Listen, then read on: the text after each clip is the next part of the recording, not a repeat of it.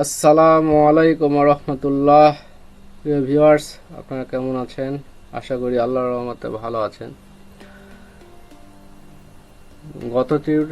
গত টিউটোরিয়ালে আমরা কিভাবে কাস্টম ওয়ার্কস্পেস তৈরি করা যায় সেটা আমরা শিখেছিলাম। তারই ধারাবাহিকতায় আজকে আমরা 4th টিউটোরিয়ালে চলে এসেছি।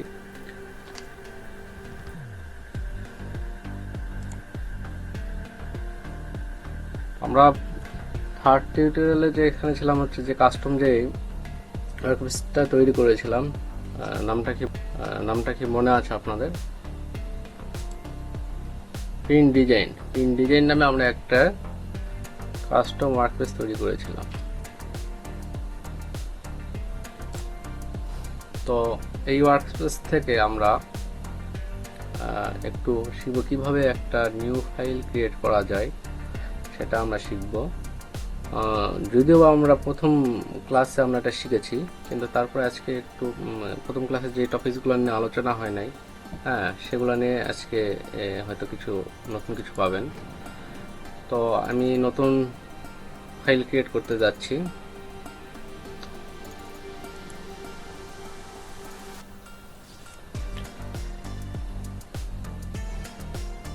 তো এই যে এখানে save mobile, web, print, film, video, art, এই ডিটেলস এগুলো নিয়ে আমি কিন্তু ফার্স্ট টিউটোরিয়াল এগুলোতে আমি ডিটেলস বলেছি। তো আবার হয়তো কিছু জিনিস মিস ছিল, তো আমি সেই যেগুলো ছিল, যে কথাগুলো মিস ছিল সেগুলো আমি আপনাদের এই ডকুমেন্ট ক্রিয়েটের মাধ্যমে সেগুলো আমি ডিটেলস একটু বলে দেবো। তাই টিউটোরিয়ালটা আপনারা আশা করি মনোযোগ দিয়ে দেখবেন, নতুন কিছু আশা করি শিখতে পারবেন। তো এই যে এখানে যে উইন্ডোটা আপনারা দেখতে পাচ্ছেন, নিউ প্রজেক্ট করার পর, নিউ ফাইল করার পরে, এটা অ্যাডোবি ক্লাউডের কারণে এটা আমাদের এই উইন্ডোটা আসছে।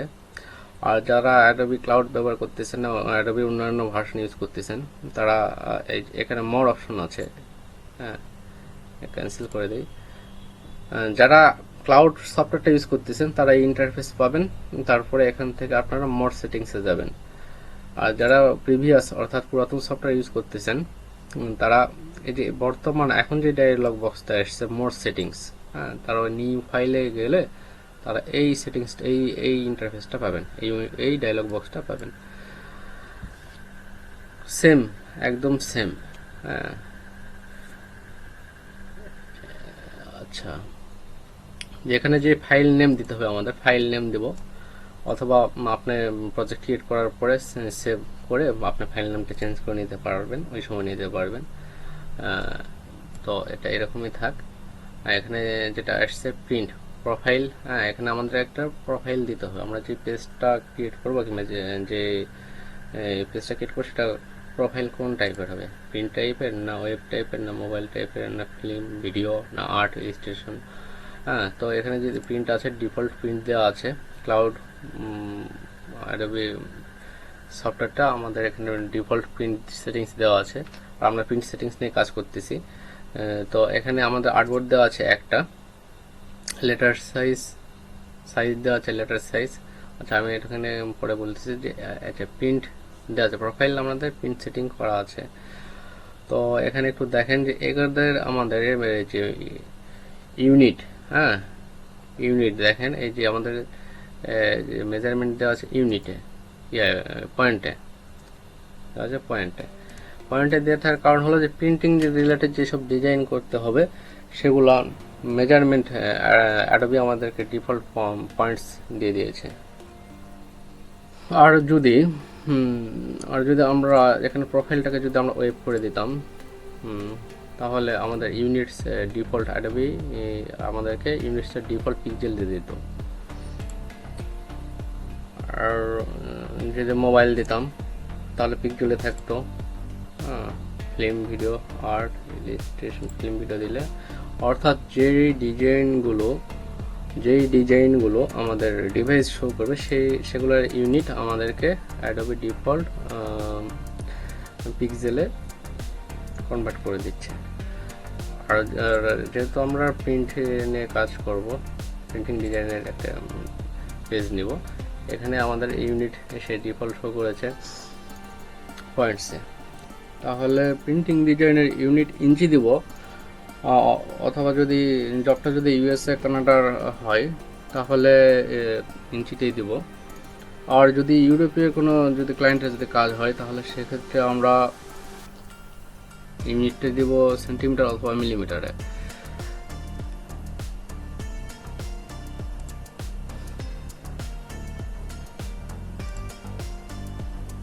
এরপরে আসছে, তারপরে আসতেছে আর্টবোর্ড। হ্যাঁ, আর্টবোর্ড, নাম্বার অফ আর্টবোর্ড। আমরা স্ক্রিনে কয়টি আর্টবোর্ড নিয়ে কাজ করব সেটা এখান থেকে সিলেক্ট করে দেওয়া যায়। যদি সিঙ্গেল পেপারে যদি ডিজাইন হয় তাহলে তো আর্টবোর্ড একটাই থাকবে। আর যদি আমরা যদি কোনো যদি ক্যাটালগ ডিজাইন করি অথবা ব্রুশিয়ার ডিজাইন করি, হ্যাঁ, তাহলে অথবা বুক কোনো কোনো বইয়ের কোনো বুকের ডিজাইন করি, তাহলে আমাদের আর্টবোর্ডের সেখানে পেজ সংখ্যা অবশ্যই বাড়বে, আর্টবোর্ডের সংখ্যা বাড়বে। তো সেক্ষেত্রে ধরেন আমরা যদি 12টা নেই, আচ্ছা, নাম্বার অফ আর্টবোর্ড নিলাম 12টা, তাহলে দেখা যাচ্ছে দেখেন আমাদের এখানে একটা অপশন কিন্তু এনাবল হয়ে গেছে। হ্যাঁ, এটা হচ্ছে আমাদের গ্রিড বা রো আকারে এই পেজগুলোর আমাদের লিঙ্ক হবে, সেটা ডিরেকশন দেওয়া আছে। ডিরেকশনটা আপনার প্রথমে রাইট থেকে লেফট হবে, আর যদি আমি এখানে ক্লিক করি তাহলে আবার হচ্ছে লেফট থেকে রাইট হবে।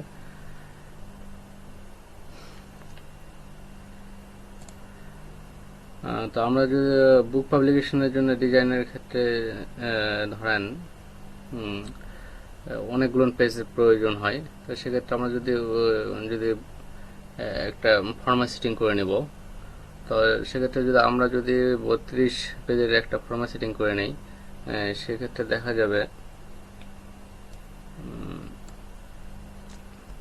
32 দিলাম, 32 দিলাম, আচ্ছা, আর কলাম দিলাম, আচ্ছা 6। আচ্ছা, এই কলাম, আচ্ছা কলামের আগে স্পেসিংটা বলে নিই। স্পেসিং হলো যে আপনার একটা আর্টবোর্ড থেকে আরেকটা আর্টবোর্ডের যে স্পেস থাকবে সেটা হচ্ছে এটা 20 পিটি পয়েন্ট আর কি। আর কলাম হচ্ছে যে আর্টবোর্ডগুলো হচ্ছে আমাদের কয়টা কলামে শো করবে সেটা হচ্ছে কলাম সংখ্যা। এখানে আমরা 6 দিয়ে রেখেছি, অথবা 32টা আর্টবোর্ড 6টা কলামে শো করবে। আর আচ্ছা, সেটা একটু দেখায় দেই।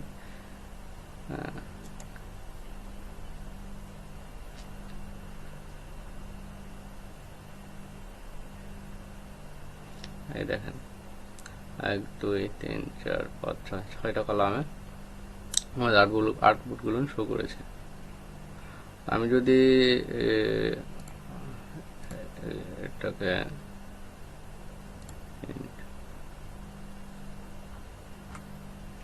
সেটিংস কয়টা নিয়েছিলাম তখন 32টা, এটাকে যদি আমরা 32টা না, হ্যাঁ, কলাম সংখ্যা যদি 2টা দেই তাহলে দেখেন আমাদের যে ইন্টারফেসটা আসবে, যে আমাদের আর্টবোর্ডটা আসবে এটা।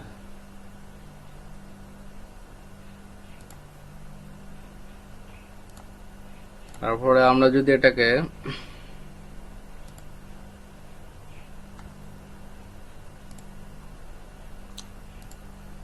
আছে 32 পয়েন্টই তো থাকবে। এখানে যদি আমরা কলাম যদি 2টা নেই তাহলে, আচ্ছা 2টা নিয়ে তো দেখাইলাম,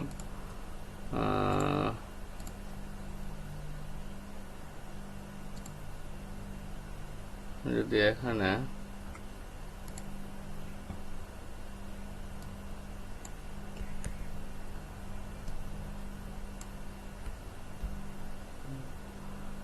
বারোটা নেই, হ্যাঁ, ঠিক এইভাবে আমাদের আর্টবোর্ডগুলো আমাদের ওয়ার্ক স্পেসে শো করবে।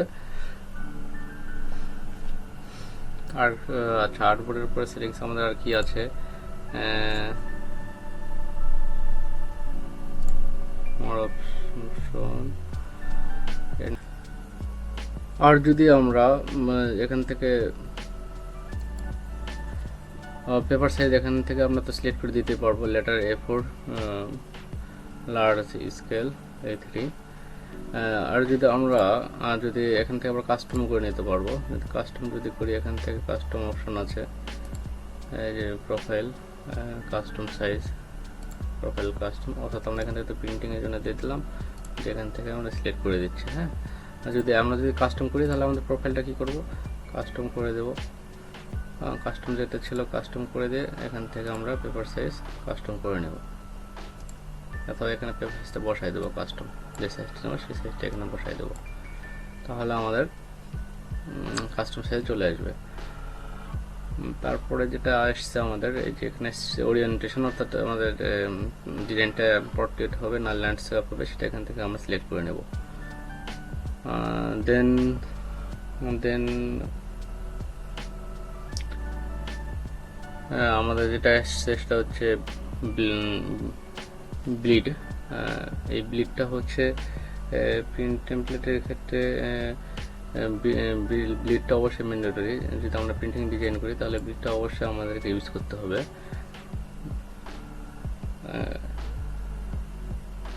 অবশ্যই আমাদের ইউজ করতে হবে। তো সেক্ষেত্রে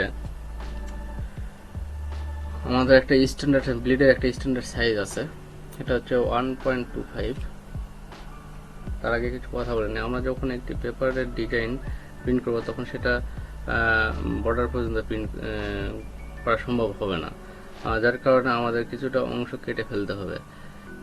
আর এই কেটে ফেলার জন্যই আমাদেরকে এই ব্লিডটা ব্যবহার করতে হয়।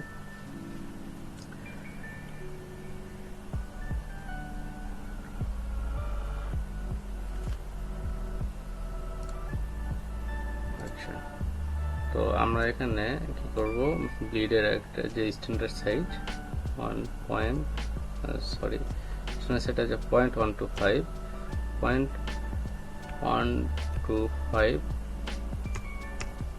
এটা হচ্ছে আমাদের ব্লিডের স্ট্যান্ডার্ড সাইজ। আর একটা জিনিস বলি আপনাদেরকে, সেটা হলো যে এই যে এখানে যে লিঙ্ক চিহ্ন আছে, এটার কারণে কি হচ্ছে, এটার কারণে আমরা যে একটা জায়গাতে আমরা ভ্যালুটা চেঞ্জ করতেছি, এটা আমাদের একদম সেম ভ্যালুতেই আমাদের প্রতিটা bottom left right value change হচ্ছে। এটা কারণে করতেছে এটা এই যে লিঙ্ক করা আছে এই কারণে। আর আমরা যদি একটা স্পেসিফিক আলাদা আলাদা দিয়ে দিই, যদি আমাদের কোথাও ব্লিডটা বেশি লাগতে পারে কম লাগতে পারে, তো সেক্ষেত্রে আমরা এটাকে আনলিঙ্ক করে দেবো। আনলিঙ্ক করে দিয়ে এখানে আমরা ভ্যালুটা বসালে দেখা যাবে এক একটাতে আমরা নির্দিষ্টভাবে আলাদা আলাদা করে বসাতে পারবো ভ্যালু।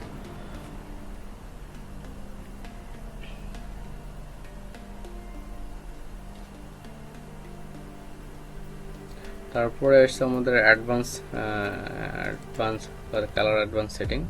এখানে হচ্ছে প্রিন্টিংয়ের জন্য অবশ্যই CMYK এটা থাকবে কালার সেটিংস, এবং এটার রাস্টার ইফেক্ট থাকবে 300 dpi।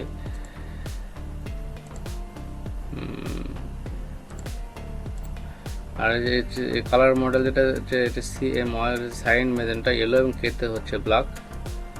এই হলো আমাদের কালার সেটিংস প্রিন্টিংয়ের ক্ষেত্রে।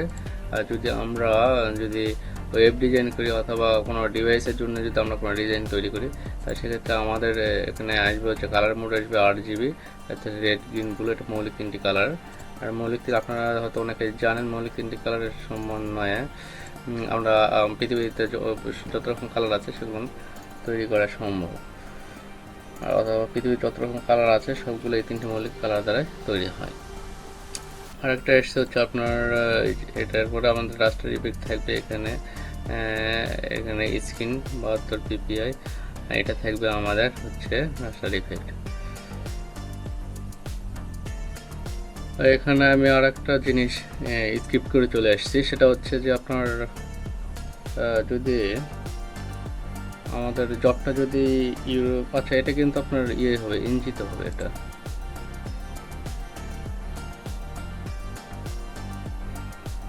আমাদের ইঞ্চিতে হবে।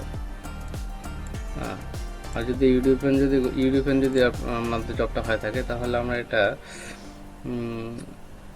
সেন্টিমিটার অথবা মিলিমিটারে করবো। সেন্টিমিটার অথবা মিলিমিটার যদি করি তাহলে এখানে আসবে হচ্ছে সেন্টিমিটার হলে 0.3 আসবে, সেন্টিমিটার হলে 0.3 আসবে, আর যদি মিলিমিটার করলে 0.3 আসবে। হ্যাঁ, এই জিনিসটা একটু খেয়াল রাখবেন যদি আমরা মিলিমিটারে করি।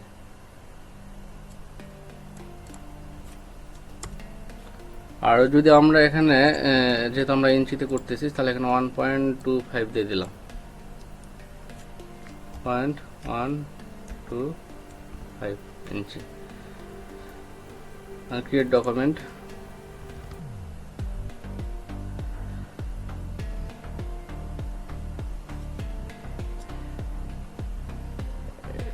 এই যে আপনারা দেখেন, খেয়াল করতেছেন না, লাল যে রেখাটা দেখা যাচ্ছে এটা হচ্ছে আমাদের ব্লিড।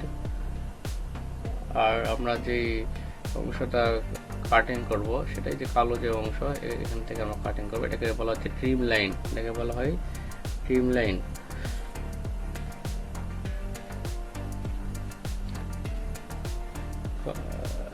প্রিন্ট কাটিং অংশ বলা যায় এটাকে, অথবা ট্রিম লাইন যেটা বলবেন আর কি।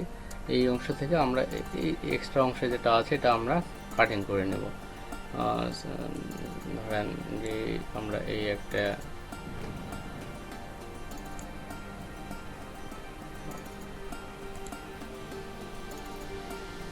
মনে করেন এটা একটা ডিজাইন,